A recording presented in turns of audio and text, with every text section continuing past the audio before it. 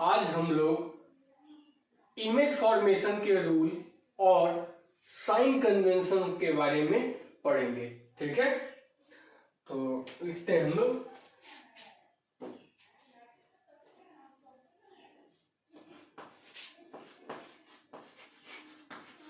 Rules for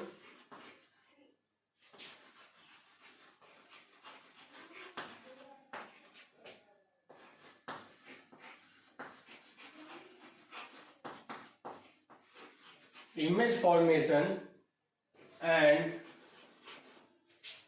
rules for image formation and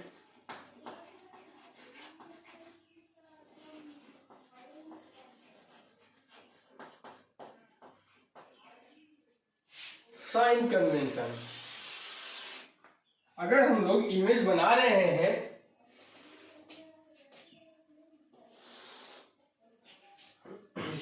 image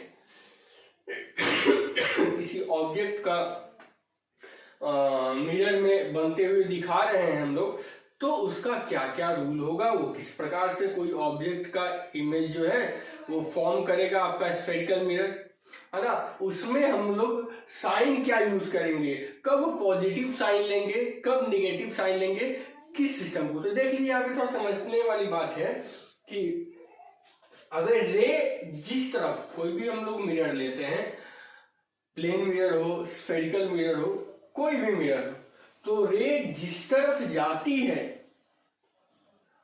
उस direction में हम लोग जितने भी चीज का मेजरमेंट करते हैं उसको पॉजिटिव लेते हैं, और जस्ट उसके अपोजिट डायरेक्शन में निगेटिव लेते हैं। प्रिंसिपल एक्सिस होता है जो मुख्य अक्ष है, उसके ऊपर वाले पार्ट को हमेशा हम लोग पॉजिटिव में मेजरमेंट करते हैं और उसके नीचे वाले भागों को हमेशा नेगेटिव में मेजरमेंट करते हैं। जितने भी मेजरमेंट हैं, इसके पहले हम लोग देखे हुए हैं, जितने भी, चाहे वो वस्तु की दूरी हो ऑब्जेक्ट डिस्टेंस, या प्रतिबिंब की दूरी इमेज डिस्टेंस, या फोकस दूरी, है ना, फोकल लेंथ, या centre of curvature, sorry radius of curvature, वक्रता त्रिज्या, जितने भी दूरी जो मापेंगे हम लोग वो पोल से मापेंगे, दर्पण के मध्य बिंदु से मापेंगे। ठीक है, तो देखते हैं हम लोग, इस पॉइंट्स को लिख लेते हैं। तो पहला रूल जो है आपके पास,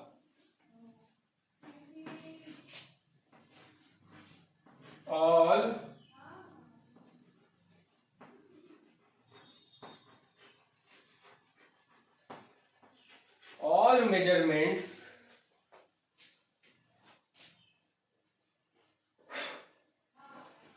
are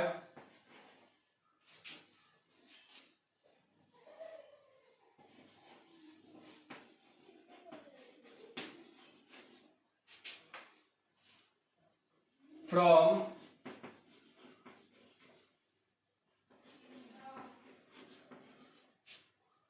pole of the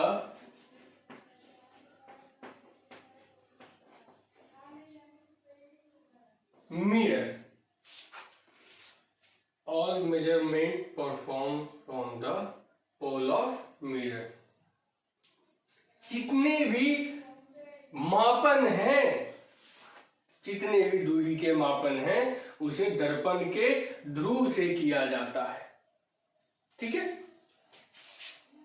अगला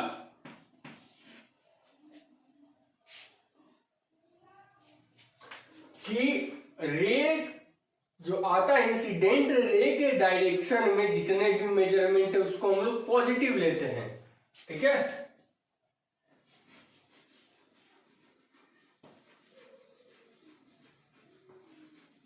measurements in the direction of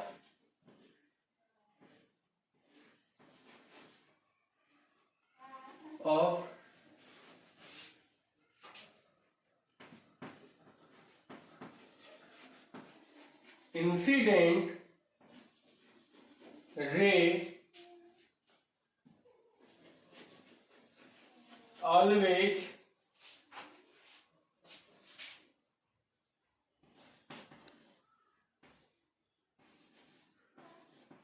taken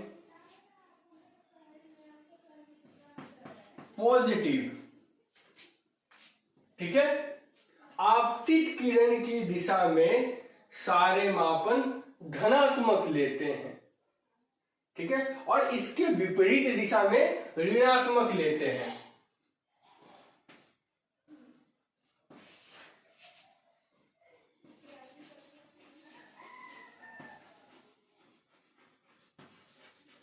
measurement in the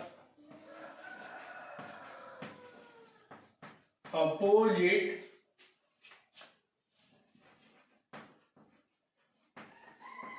direction of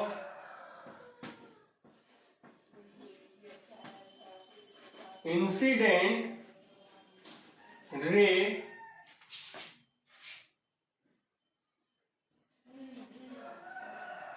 always taken as negative, always taken as negative। ठीक है, इसके विपरीत दिशा में हमेशा हम लोग क्या लेते हैं, ऋणात्मक लेते हैं। फिर ऊपर प्रिंसिपल एक्सिस के ऊपर क्या लेते हैं, पॉजिटिव लेते हैं, और प्रिंसिपल एक्सिस के नीचे क्या मापते हैं, नेगेटिव में मापते हैं।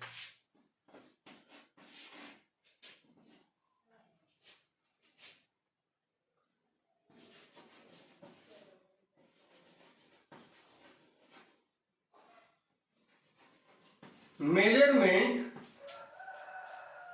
Of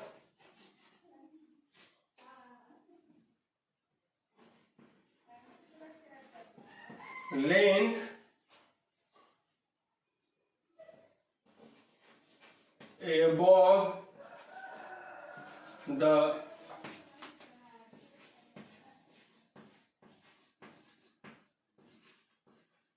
principal axis is taken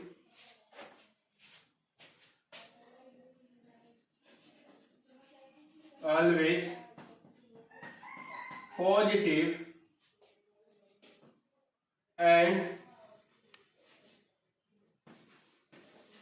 below it taken negative.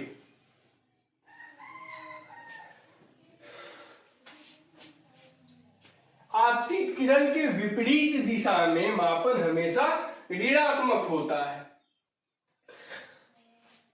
मुख्य अक्ष या प्रधान अक्ष के ऊपर का दिशा में लंबाई का मापन हमेशा धनात्मक तथा उसके नीचे हमेशा ऋणात्मक होता है। तो ये कुछ पॉइंट्स हैं जो कि इंपॉर्टेंट है आपको मेजरमेंट समझने के लिए। तो इन सारे पॉइंट्स को आप नोट कर लीजिए। ठीक है, फिर हम लोग डायग्राम से देखते हैं। ओके, अब हम लोग डायग्राम के द्वारा इस चीज को समझ लेते हैं। जैसे ये है आपके पास कोई मिरर, ये कॉन्केव मिरर है,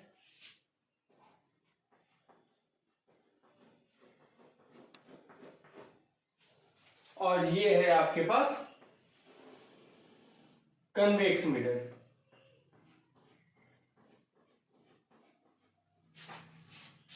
ठीक है, ये आपके पास हो गया प्रिंसिपल एक्सिस। रे जो इंसिडेंट करेगा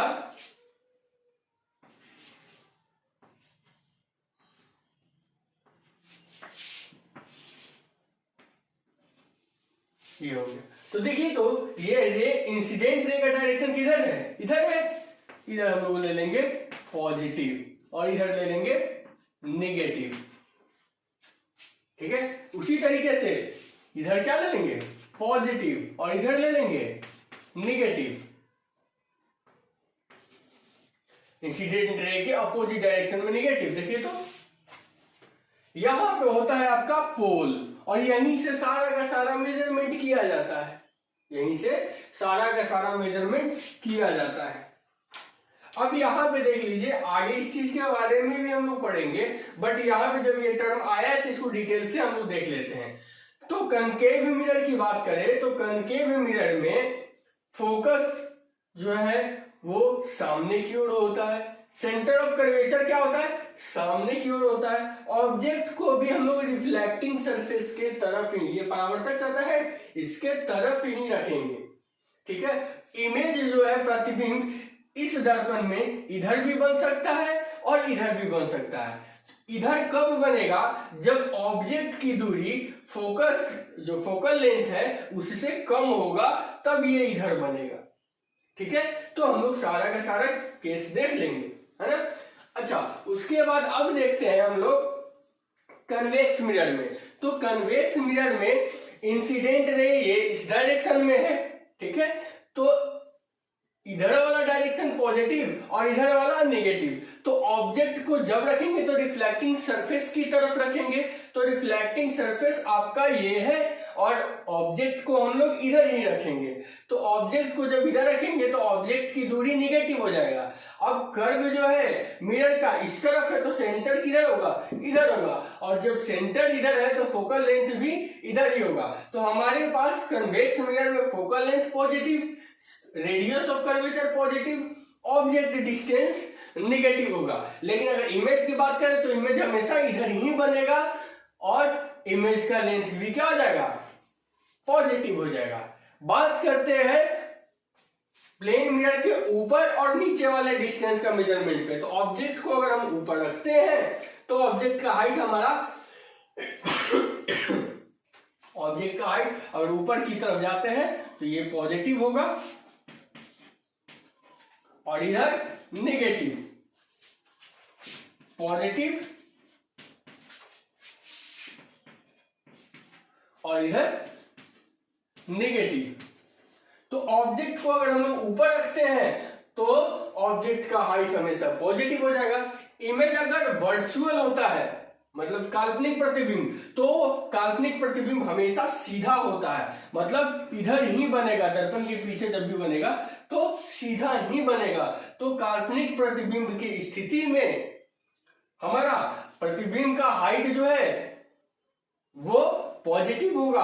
अगर रियल बनता है तो रियल हमेशा उल्टा होता है, मतलब इसका हेड ऊपर होगा तो इसका हेड नीचे होगा। तो उस स्थिति में वास्तविक प्रतिबिंब की स्थिति में हमें प्रतिबिंब का ऊंचाई जो है वो नेगेटिव मिलेगा। तो इस पॉइंट्स को हम लोग नोट कर लेते हैं, ठीक है। तो देख लीजिए यहाँ पे सबको एक सिस्टमेटिक ढंग से लिख लेते हैं। जैसे object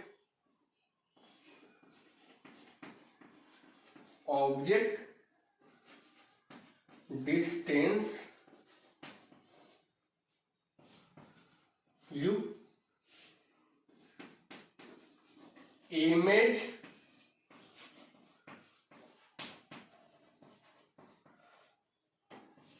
V,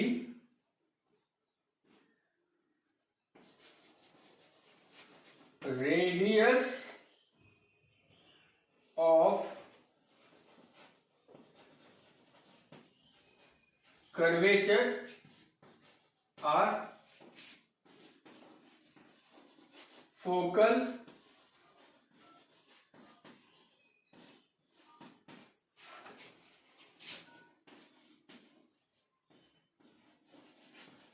height of object height of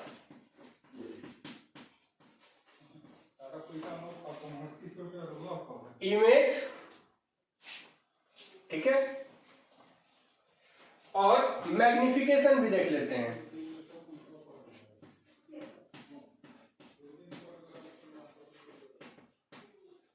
magnification, ठीक है। और इधर देख लेते हैं हम लोग मिरर का।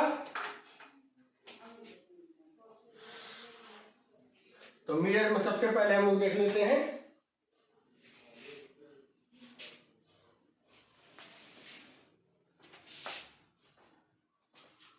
यहां पे देख लेते हैं concave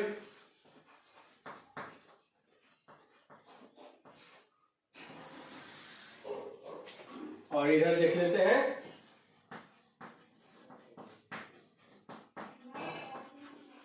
convex mirror. Concave mirror में दो केस बनेगा, एक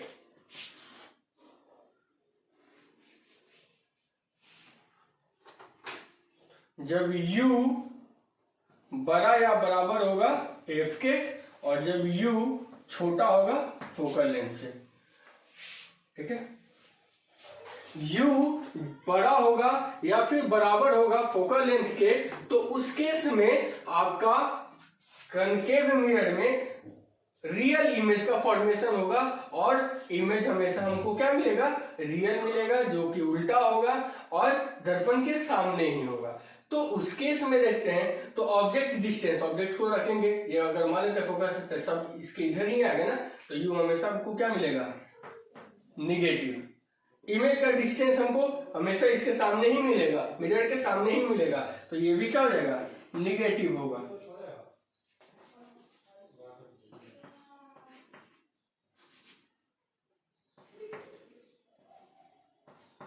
निगेटिव होगा। ठीक है, रेडियस ऑफ कर्वेचर ये हमेशा दर्पण के सामने ही होगा, तो ये भी क्या हो जाएगा, निगेटिव होगा। फोकल लेंथ ये भी क्या हो जाएगा, निगेटिव ही होगा। हाइट ऑफ ऑब्जेक्ट तो ये पॉजिटिव हो जाएगा, अगर मैक्सिमम केस में हम लोग सामने ही रखते हैं खड़े सीधे, तो ये पॉजिटिव हो जाएगा। इमेज का लेंथ जो है वो इमेज हमको वास्तविक, चूंकि इसमें वास्तविक मिलेगा, तो वास्तविक प्रतिबिंब हमेशा उल्टा होता है, तो नीचे की तरफ मिलेगा, तो उसको हम लोग निगेटिव ले लेंगे।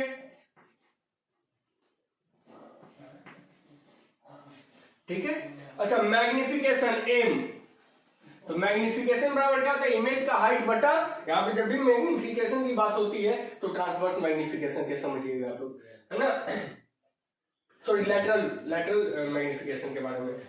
तो अगर मैग्निफिकेशन की बात करते हैं, तो magnification height of image by height of object, तो हाइट ऑफ इमेज निगेटिव बटा पॉजिटिव क्या हो जाता है, निगेटिव होगा, तो मैग्निफिकेशन हमको रियल इमेज के टर्म में निगेटिव मिलेगा। इधर जाते हैं, तो इस केस में हमको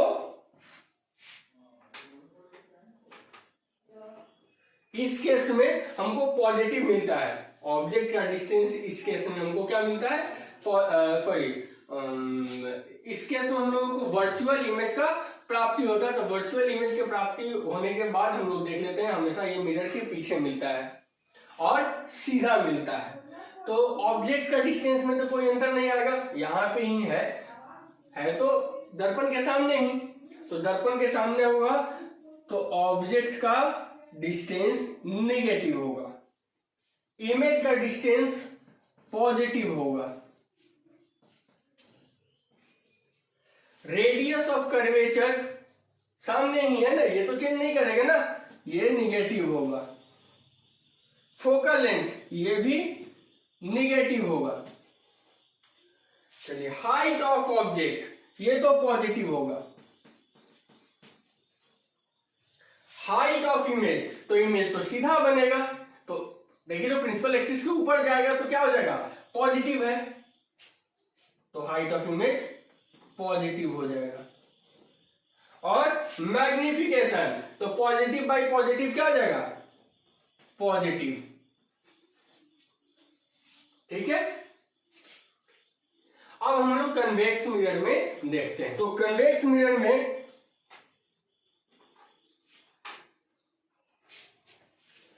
यह है कन्वेक्स मिरर, तो ऑब्जेक्ट तो अभी भी रिफ्लेक्टिंग सरफेस के सामने ही रखा जाएगा, तो u हमको मिलेगा, u is equal to negative v क्या मिलेगा हम लोगों को, तो प्रतिबिंब हमेशा दर्पण के पीछे बनेगा, तो पीछे बनेगा, तो बताइए तो इंसिडेंट रे वाले डायरेक्शन में है, तो ये हमको मिलेगा पॉजिटिव। उसके बाद रेडियस ऑफ कर्वेचर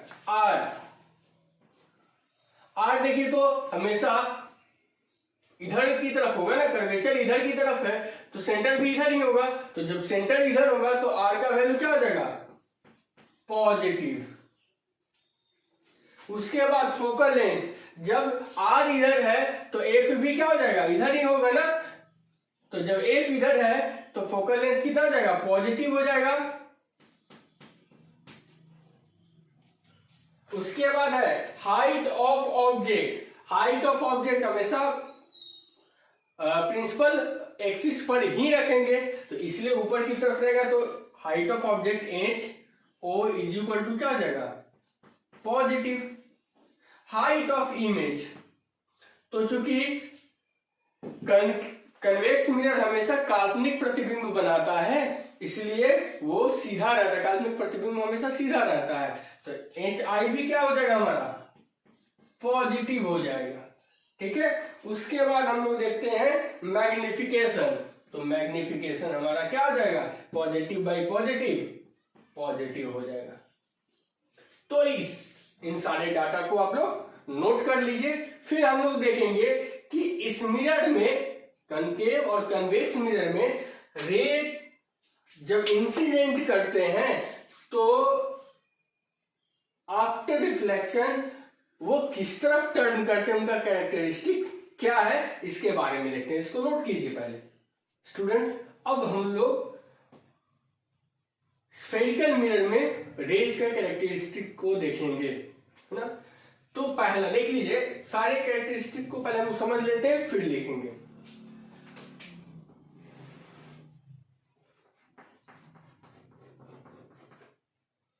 हम अभी ये कन्वेक्स मिरर, कनकेव मिरर लेते हैं। तो कनकेव मिरर में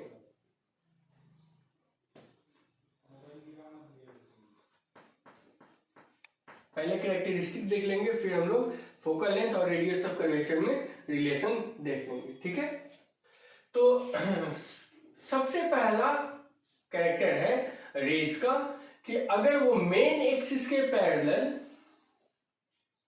कोई रे ऑफ लाइट अगर मेन एक्सिस के पैरेलल जाती है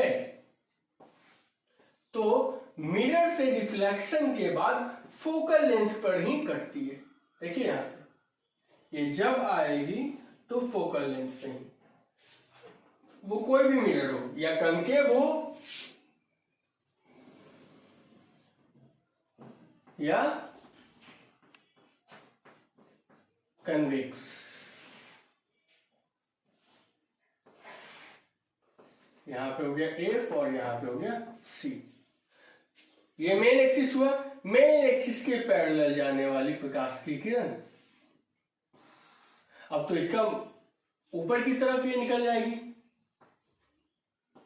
तो जो ऑब्जर्वर होगा उसको ये रिफ्लेक्टेड रे कहां से आता हुआ महसूस होगा। देखिए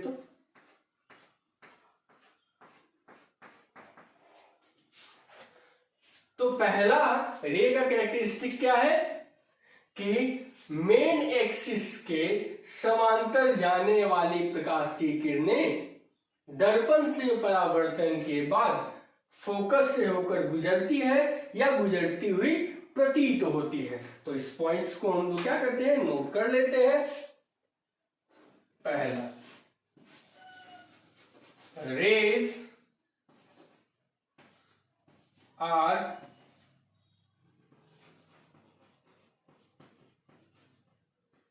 coming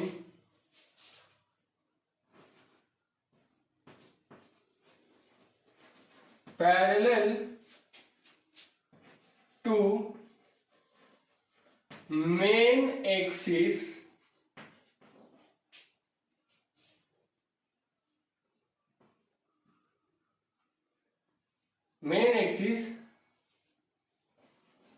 goes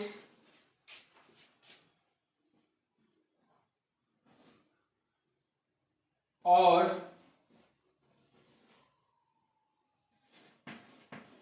seems to go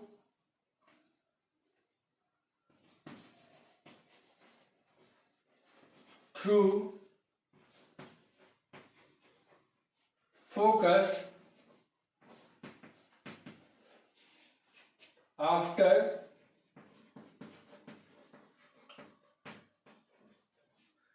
reflection. Rays are coming parallel to main axis goes or seems to go through focus after reflection।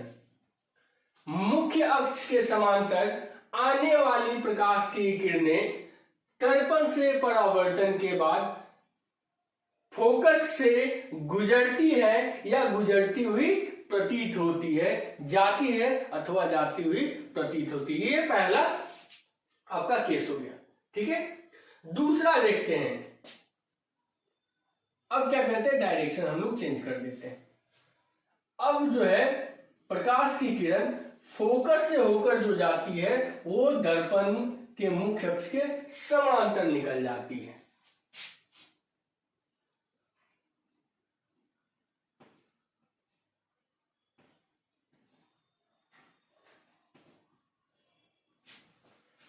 ठीक है, जो प्रकाश की किरण फोकस से होकर जाती है वो दर्पण के मुख्य अक्ष के समांतर निकल जाती है परावर्तन के बाद।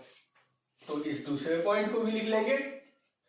दूसरा पॉइंट के लिए ये वाला फिगर, ये फिगर सेकेंड पॉइंट के लिए बनाना है। Rays are coming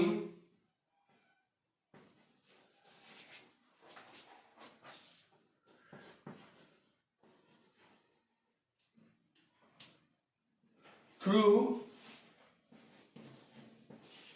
focus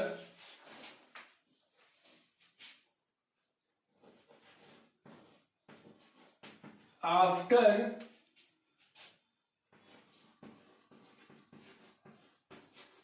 reflection,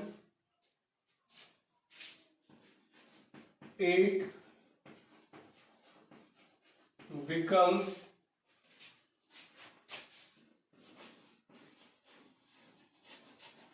parallel to main axis। ठीक है, दर्पण के मुख्य फोकस से आती हुई प्रकाश की किरणें दर्पण से परावर्तन के बाद मुख्य अक्ष के समांतर हो जाती है, और ये दोनों फिगर हम लोग बना लेंगे। ठीक है, तीसरा देखते हैं।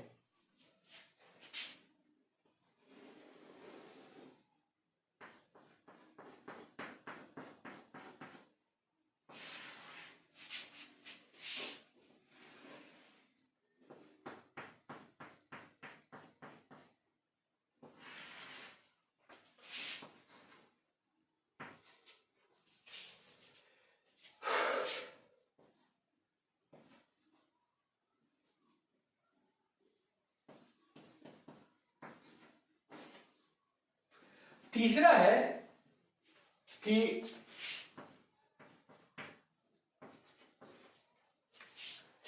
दर्पण के सेंटर ऑफ कर्वेचर, वक्रता केंद्र से होकर गुजरने वाली प्रकाश की रेखा उसी पथ पर, मतलब कि उसी पथ पर वापस लौट जाती है। जैसे कोई प्रकाश की किरण है,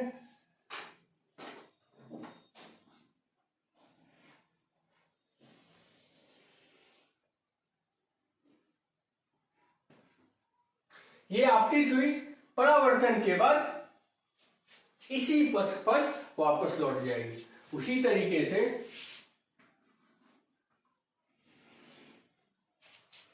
कोई प्रकाश की किरण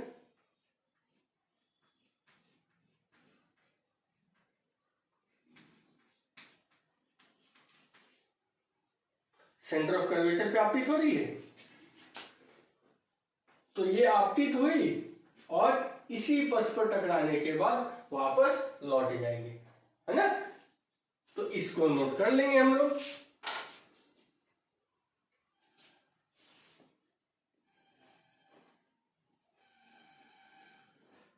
तीसरा,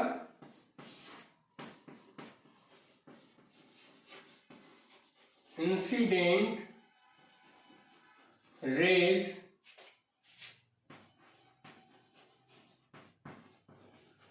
passing through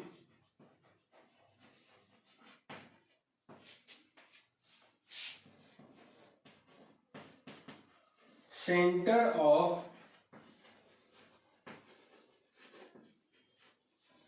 of curvature retraces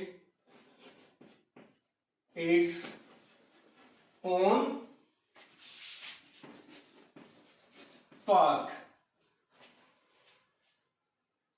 आपतित किरण जो सेंटर ऑफ कर्वेचर वक्रता केंद्र से आती है, गुजरती है, वह परावर्तन के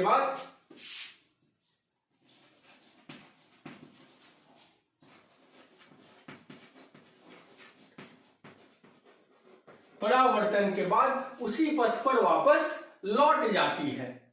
ठीक है, जैसे देखिए आया आपतित किरण और टकराने के बाद इसी पर लौट गया, आपतित किरण टकराने के बाद इसी पर लौट गया। ये आपका चौथा हो गया।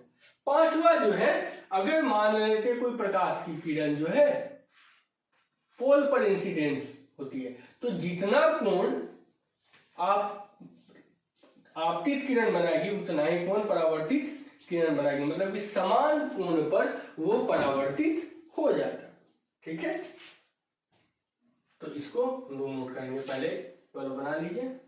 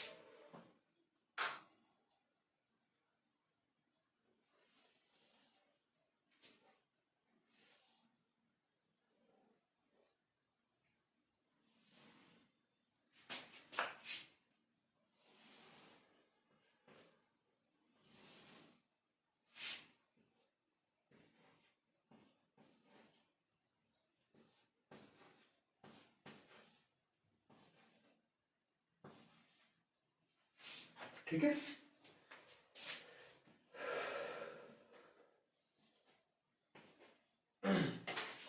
तो दर्पण के ध्रुव पर आपतित होने वाली प्रकाश की किरण परावर्तन के बाद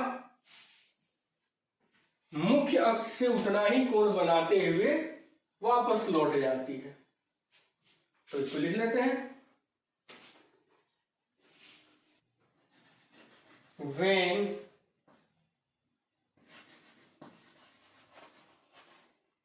light incident on the pole of mirror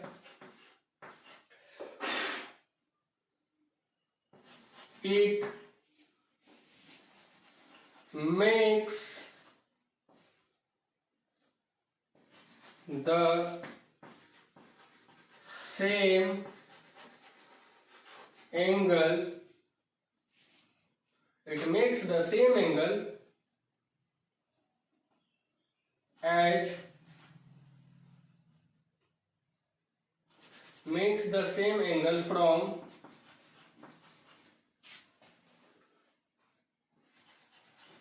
main axis as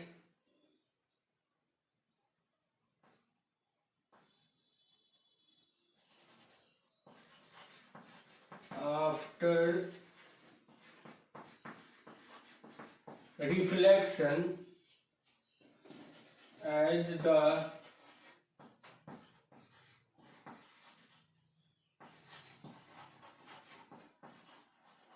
incident raise में। जब प्रकाश की किरण दर्पण के ध्रुव पर आपतित होती है तो वह मुख्य अक्ष से उतना ही कोण बनाते हुए वापस लौट जाती है जितना आपतित किरण बनाई होती है। ठीक है, ये फिगर से डायरेक्ट दिखाई दे रहा है। है ना। तो इसको नोट कर लेंगे हम लोग। तो ये जो 4 है वो कैरेक्टरिस्टिक्स है रे का। तो पहला क्या, अगर प्रकाश की किरण मुख्य अक्ष के समांतर आएगी तो वो टकराने के बाद कहां से जाएगी, फोकस से। दूसरा, अगर प्रकाश की किरण दर्पण के मुख्य फोकस से होकर गुजरती है तो परावर्तन के बाद वो मुख्य अक्ष के समांतर हो जाएगी। तीसरा, अगर प्रकाश की किरण दर्पण के सेंटर ऑफ कर्वेचर अर्थात वक्रता केंद्र से होकर गुजरती है तो पुनः अपने पथ पर वापस लौट जाएगी। चौथा, प्रकाश की किरण यदि दर्पण के ध्रुव पर आपतित होती है तो आपतित किरण जितना मुख्य अक्ष के साथ कोण बनाई है उतना ही कोण बनाते हुए वापस लौट जाएगी। ठीक है, तो ये 4 किरण का प्रॉपर्टी है और इसी के आधार पर हम लोग इमेज का फॉर्मेशन करेंगे। ठीक है, तो नोट कीजिए स्टूडेंट। अब जो है हम लोग एक क्वेश्चन देखते हैं, आप एनसीईआरटी के एग्जाम्पल 9.1 में भी है। ठीक है, और इसको हम कुछ अलग तरीके से देखते हैं। आपके पास 2 कनकेव मिरर है।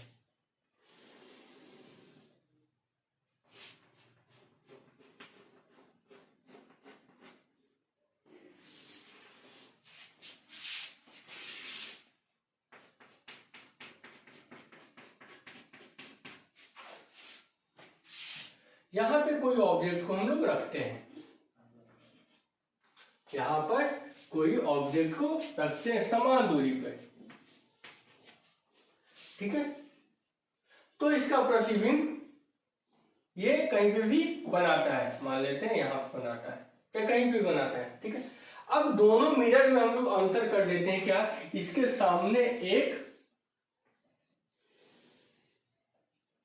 ओपेक मीडियम रख देते हैं।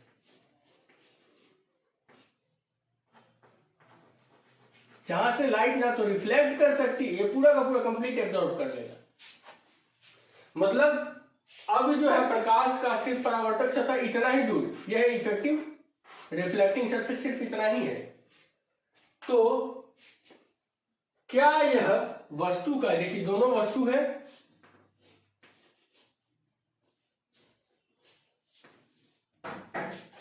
क्या यह जो स्थिति है ये वस्तु का पूर्ण प्रतिबिंब बना पाएगा? देखिए आमतौर पे क्या हो जाता है ना कि एक मतलब कॉन्ट्राडिक्शन हो जाता है कि नहीं, मतलब कि हाफ है तो इमेज हाफ बनेगा, ऐसा कुछ है नहीं। क्योंकि प्लेन मिरर में ही आप लोग को बताए हुए थे कि दर्पण का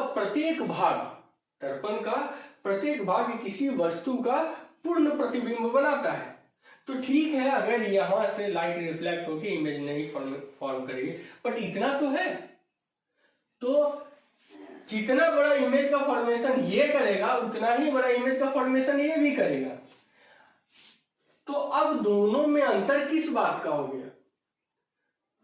तो दोनों में अंतर जो है इसके द्वारक का हो गया। देखिए, तो इसका द्वारक इतना बड़ा है और इसका द्वारक कितना है, इतना बड़ा है। ठीक है, इसका अपर्चर इतना बड़ा है और इसका अपर्चर उसकी तुलना में आधा है। और कल ही हमने देखा था कि जो इंटेंसिटी होता है, intensity directly proportional to area है ना, रिफ्लेक्टिंग सरफेस एरिया का।